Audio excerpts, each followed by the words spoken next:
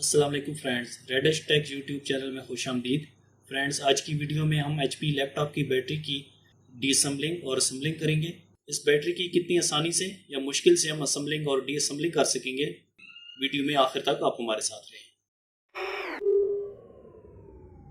Welcome back friends, अभी हम इस एचपी की लैपटॉप की बैटरी की डीअसेंबलिंग कर रहे हैं।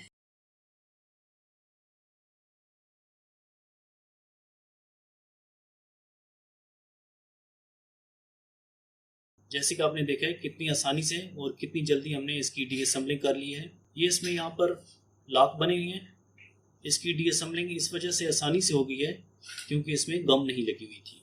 अभी इसके सेल्स को चेक किया जा रहा है, कौन कौन से सेल इसमें हेल्थी हैं, कौन से सेल वीक हैं और कौन से सेल डेड हैं। इसके बाद इन सेल को चार्ज किया जाएगा और उसके बाद इनको कैपेसिटी टेस्टर से टेस्ट किया जाएगा।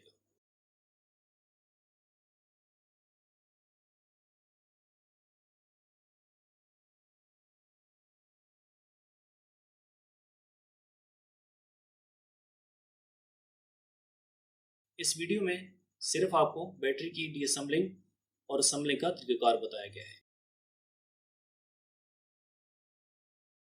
असेंबलिंग के बाद प्लास्टिक इपॉक्सी या सुपर ग्लू का इस्तेमाल करें ताकि बैटरी का केस मजबूती से जुड़ा रहे।